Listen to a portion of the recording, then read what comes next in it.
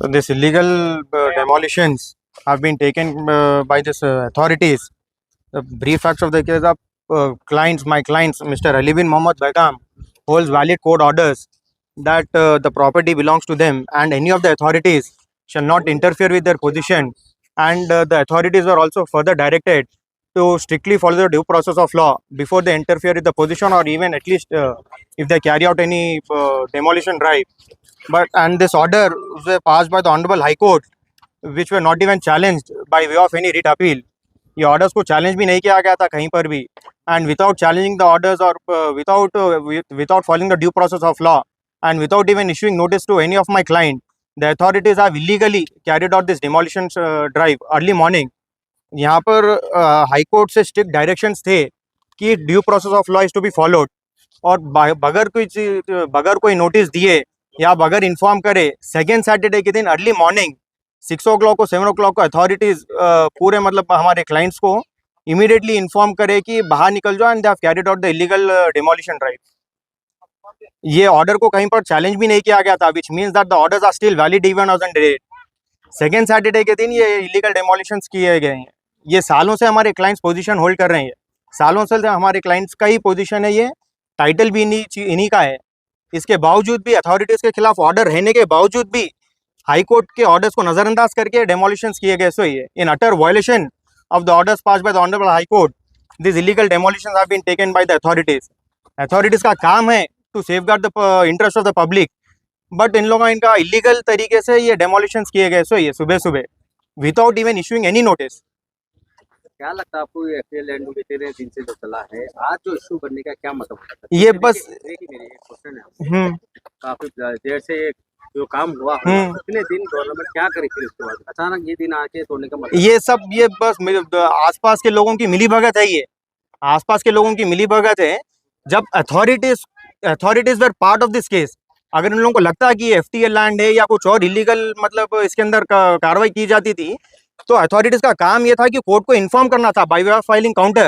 आपको कुछ भी ऐसे इन्फॉर्म किया नहीं क्या कि ये बिल्कुल भी नहीं, किसी चीज का भी कुछ भी इन्फॉर्म किया ही नहीं था. और ये ऐसा नहीं था कि मतलब हाई कोर्ट में केस डालते कि ऑर्डर्स आ गए थे. None of the authorities appeared in the high court. उन लोग अपीयर भी नहीं हुए, उन लोग काउंटर्स भी नहीं फाइल करे. एफटीएल का इशू रहता था या कोई और चीज का इशू रहता था, they should have brought to the knowledge of the high court. बगैर किसी चीज को इन्फॉर्म करे, that means there was no FTL issue. और जो भी एफटीएल का इशू रहता था, किसी भी चीज का इशू रहता था, अथॉरिटीज का काम ये है कि इन्फॉर्म करना या नोटिस देना.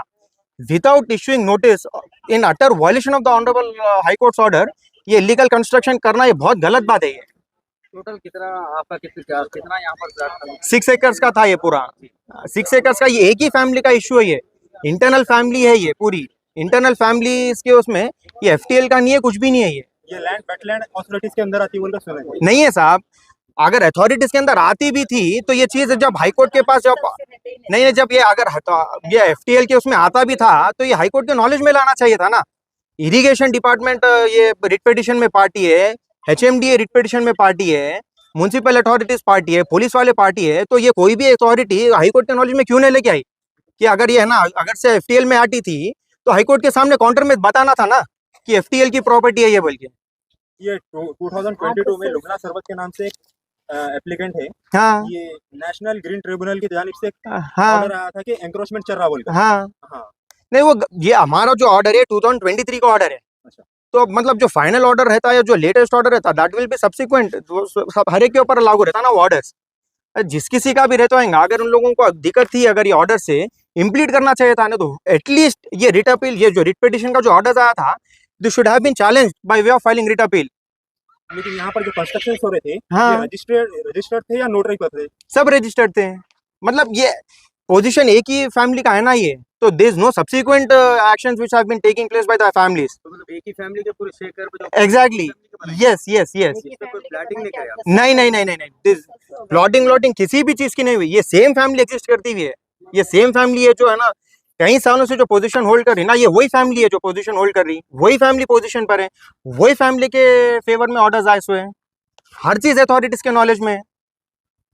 किसी भी चीज का अगर किसी को भी कुछ भी परेशानी रहती थी, हाईकोर्ट के नॉलेज में लाना चाहिए था ना. वो authorities were party to the writ petition.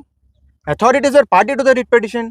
ये रिट पिटीशन फाइल होता है जनवरी में और इसके ऑर्डर्स आते हैं मार्च में। 3 महीने तक ये ऑर्डर्स, 3 महीने तक ये रिट पिटिशन पेंडिंग था। 3 months the High Court has given opportunity to file the counter, but none of the authorities or none of the respondents, कोई भी किसी भी चीज का काउंटर फाइल नहीं करते हैं, किसी भी चीज की धिक्कार नहीं करते हैं हाई कोर्ट में, किसी भी चीज का वो बताते नहीं है। हाई कोर्ट ऑर्डर्स पास कर देता है। ये ऑर्डर्स पास हुए भी कब, देखिए ये 28 मार्च 2023, ऑलमोस्ट ऑल 1.5 साल से ये हाई कोर्ट का ऑर्डर्स है, सबसिस्टिंग है। अगर ये हाई कोर्ट के ऑर्डर्स को लेकर अगर कुछ परेशानी रहती थी तो रिट अपील फाइल कर दे सकते थे, रिट अपील भी फाइल नहीं किए। Even that means even as on the date the order is binding upon all the authorities, be it irrigation department, be it the HMDA, be it municipalities, be it the police department। इतने लोगों के खिलाफ ये order binding रहते हुए भी आज सुबह सुबह सेकंड सैटरडे का दिन रहते हुए भी 6:30 बजे आके डेमोलिशंस कैरी आउट करते हैं। फिर ये जैसे कि आप अभी बोले 2023 में ऑर्डर पास हुआ, तो Yes. आप लोग कुछ स्टे वगैरह कुछ लाए थे क्या? ये हम लोगों के फेवर में चना साहब, ये ऑर्डर हम लोगों के खिलाफ, हम लोगों के फेवर में ऑर्डर रहने के बाद हम लोग क्यों स्टे लेके आएंगे? ये ऑर्डर्स तो अथॉरिटीज के खिलाफ है। अथॉरिटीज रिट अपील फाइल नहीं करते हैं और कुछ नहीं करते हैं। और सेकेंड सैटरडे के दिन 1.5 साल के बाद FTL बोलते हैं या इरिगेशन डिपार्टमेंट बोलते हैं, कुछ भी बोलते हैं, 6:30 बजे आके इमीडिएटली है ना डेमोलिशन करते हैं। ये any of this will follow its own process then.